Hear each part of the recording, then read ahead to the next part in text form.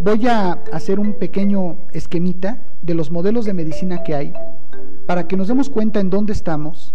Entonces, voy a plantearles este diagramita que difícilmente lo van a ver ustedes en la carrera, porque normalmente no se habla de estas cosas.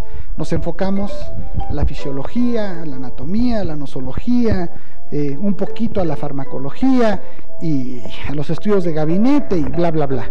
Y poco hablamos de cuáles son las realidades y cuál es el camino que yo debo de seguir y hacia dónde yo voy a encontrarme cuando yo concluya la carrera y con qué cosas para estar preparado, porque lo importante, no, la vida siempre van a haber obstáculos y van a haber piedrecillas en el camino, no, lo importante es estar preparados, cómo vamos a solventar esos obstáculos que podemos nosotros tener durante el ejercicio de nuestra profesión o de nuestra vida misma. Entonces, miren ustedes, de manera general, ¿sí?, los tipos de medicina,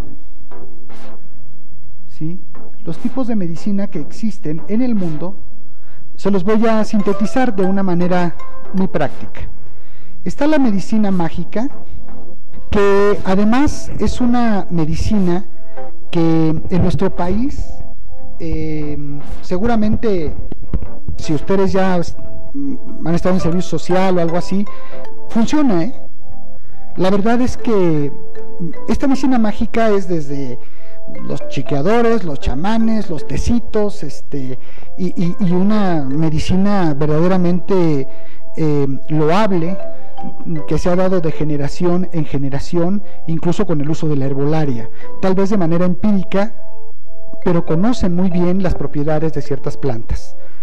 Esta medicina se ejerce en México, y esta medicina también propicia que los mexicanos por cultura seamos un poco reacios a ir al médico, y que entonces cuando vamos al médico es porque ya estamos muy muy enfermos, y generalmente así es, ¿eh?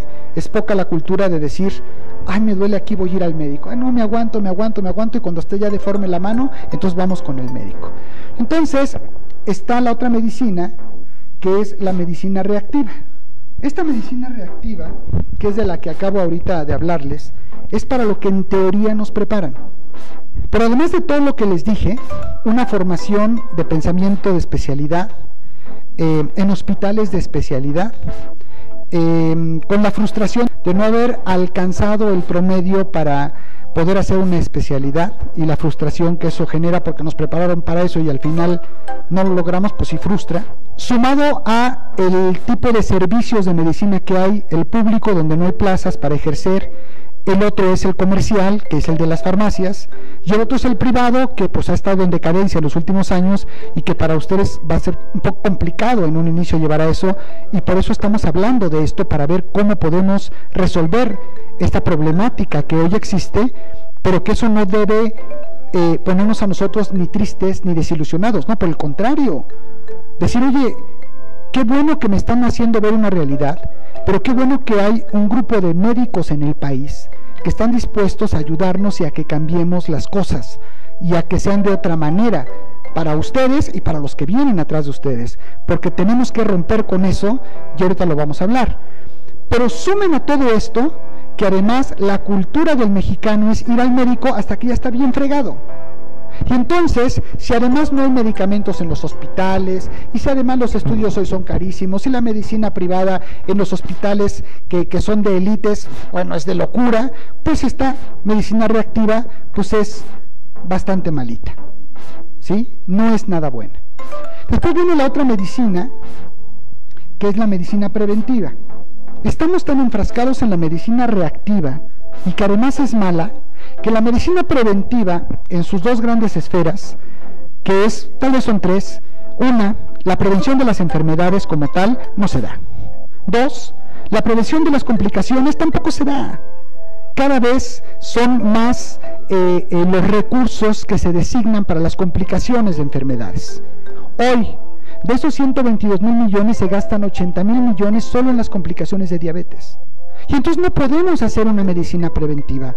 Es prácticamente imposible hacer una medicina preventiva cuando la reactiva es tan mala.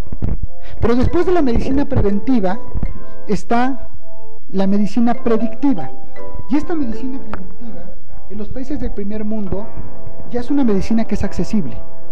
Sí, ya hay pruebas que te cuestan tal vez $100 para poder ver diferentes condiciones de tu expresión genética y sobre eso poder tomar decisiones respecto a tratamientos que puedes o no tomar en enfermedades como el cáncer o como la leucemia, por ejemplo, ¿no?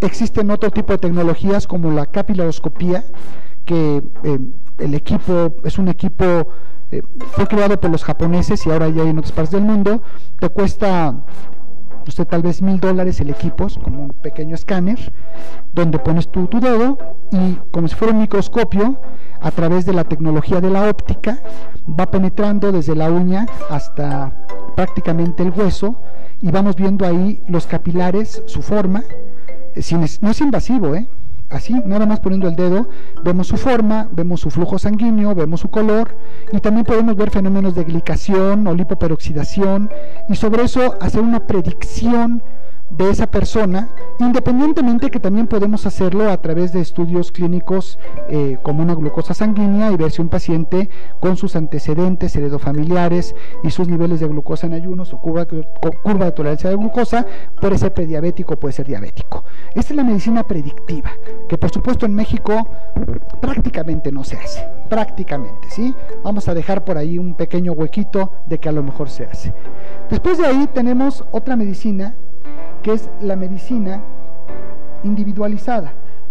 Esta medicina individualizada es una medicina que ya nos permite a nosotros, a través de cierto tipo de estudios, no se confundan con existen enfermos, no enfermedades, ¿no? Eso es una máxima y cada paciente tenemos nosotros que verlo como una persona única y diferente. Eso es otra cosa.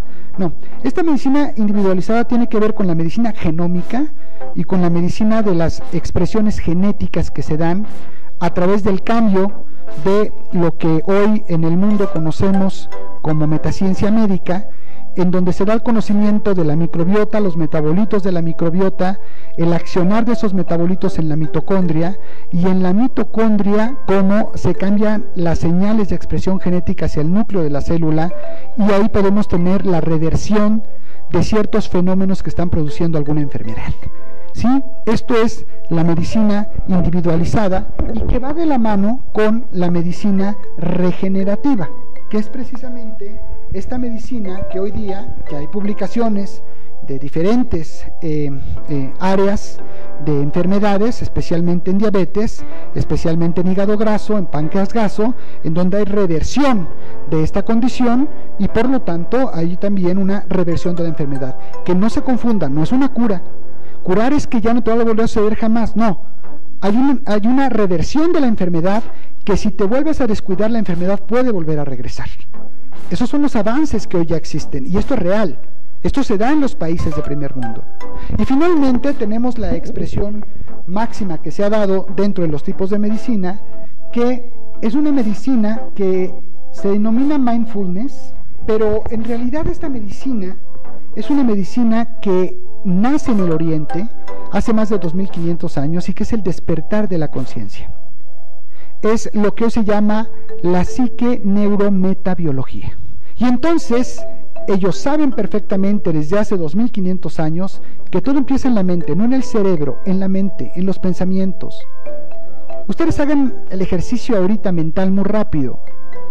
Cuando ustedes tienen un sentimiento que voy a decir de frecuencia vibratoria baja, porque se miden las frecuencias vibratorias en el cerebro de acuerdo a las emociones, a través de resonancia magnética nuclear por emisión de positrones, y eso se hace también aquí en México. La doctora Ostrowski es la jefa de todo esto en el mundo entero, ¿sí? Pero se hace en otras partes del mundo y se miden las frecuencias. Y entonces un pensamiento, una frecuencia vibratoria baja, como pueden ser, por ejemplo, a ver, quiero que recuerdes en este momento un día que te pusieron el cuerno y los celos que sentiste y el dolor y el coraje y la frustración. En ese momento piensen cómo responde el cerebro, y el cerebro en ese momento empieza a liberar neuromoduladores como la adrenalina, la noradrenalina, y también indicaciones hacia las suprarrenales para que se libere cortisol. Nos ponemos rojos y enojados y nos da taquicardia, nos duele el estómago y nos duele la cabeza, sentimos que va a explotar. Todo empezó en la mente. todo empezó en el pensamiento, ¿sí? Y todo eso, si nosotros lo hacemos repetidamente, imagínense el impacto del cortisol duro y duro y duro y duro, pues acaba por fregar los órganos del cuerpo y acaba por dar también un infarto y te mueres, o una tromboembolia y te mueres, ¿sí? Esto es real. Y todo esto tiene ya una explicación netamente científica que hoy tal vez no es el momento de hablar de ello. Pero ¿qué es lo que sucede cuando se dan todos estos argumentos que hace 50 años se llamaba enfermedad psicosomática? Y que con orgullo puedo decir que mi madre fue una de las precursoras en el mundo de la enfermedad psicosomática, y que era como todo empírico. Ella decía que el 90% de las enfermedades se generaban en la mente y la tiraban de a loca, ¿sí? Hoy se sabe que prácticamente el 100% se generan ahí. Los orientales lo saben, y ellos, como parte de su cultura, es tratar de tranquilizar en la manera de lo posible en el transcurso de 24 horas por algunos minutos a la mente. Y entonces entrar en meditación y todos los diferentes tipos de meditación que hay. Dejarte de estar con esos pensamientos que no nos damos cuenta todo el tiempo y que nos fastidian todo el tiempo. Y si estamos enfermos, peor, porque de la enfermedad viene la angustia, y luego de la angustia viene la tristeza, y de la tristeza viene la depresión, y la depresión no nos va a ayudar en nada para que salgamos adelante. Y entonces, especialmente los ingleses, inició esto en la Universidad de Warwick, empezaron a ver que si ahí estaba el origen de eso, pues qué había que hacer, y entonces le pusieron mindfulness. Y a mí me da gusto que ya en el idioma español a esto también se le llama medicina espiritual. Y mucho, no se confundan, este término ya es muy defendible y es un término ya empieza a usarse, ¿sí? No es tan usado, pero empieza a usarse. Y empieza a usarse desde la definición de lo que es la salud por la Organización Mundial de la Salud, que es como el órgano que rige. Y entonces la medicina espiritual no es una condición religiosa, ni es una condición metafísica, no. El espíritu forma parte de todo ese conglomerado, que son las emociones, que es la biología del cuerpo, que es la microbiota que está fuera de nosotros y dentro de nosotros, y que es el entorno social, económico, cultural, político y todo lo que nos rodea, en un ser. Y ese ser se manifiesta a través del espíritu. Y entonces ahí es donde viene esa condición de equilibrio o de homeostasis que debemos tener. Y los ingleses, esto, el mindfulness, al darse cuenta que eso ayudaba muchísimo, y además es lógico, queridos colegas, es totalmente lógico que si una persona, cualquiera de nosotros está enfermo, y tenemos el aliento, el consejo y la motivación de nuestro médico que vamos a recuperar nuestra salud, el pensamiento es un pensamiento positivo. Pero si no tenemos por parte del médico o de alguien ese incentivo, el pensamiento es: estoy enfermo, estoy mal, estoy triste, me voy a morir. Y eso no ayuda en nada. Y los ingleses dijeron, ok, esto funciona, estudiémoslo. Lo estudia el doctor Villarreal, un latinoamericano, en la Universidad de Warwick, la tercera en importancia después de Oxford y Cambridge en Inglaterra. Y lo llevan al Parlamento inglés. El doctor Chris Rohn, presidente del mindfulness en el Parlamento inglés, lo hace ley. Y entonces allá los médicos que no han tomado la preparación de mindfulness les quitan su cédula profesional, se acabó. Y el médico prepara a los pacientes. Y ahorita en la Universidad de Rochester, el doctor Epstein, él está trabajando en la aplicación clínica para en los Estados Unidos hacerlo también. Bueno, además aprovecho para decirles, el próximo octubre, confirmados, el doctor Villarreal, el doctor Chris Rohn y el doctor Epstein en nuestro encuentro, para que ustedes lo escuchen de estos grandes genios de la humanidad. Es una maravilla poderlos tener. Y entonces, regreso al punto. Vean todo lo que hay, ¿sí?, en el mundo, de una manera muy resumida. Y nosotros estamos aquí. Y esto lo hacemos mal. algo tiene que cambiar. Y no va a cambiar de un día para otro, pero algo tiene que cambiar. Y lo primero para poder cambiar se llama conciencia. Si no estamos conscientes de quiénes somos, de lo que debemos hacer y de lo que hacemos, pues difícilmente vamos a poder ser mejores. Eso es una máxima de la vida. Y hoy lo que estamos haciendo es despertando la conciencia. Es un mindfulness para ustedes y para nosotros, para que las cosas se modifiquen. Pero depende que hagamos un trabajo conjunto. El doctor Córdoba me dice, ¿por qué nunca se había incentivado a los estudiantes a un premio nacional? Al mérito médico, al mérito estudiantil.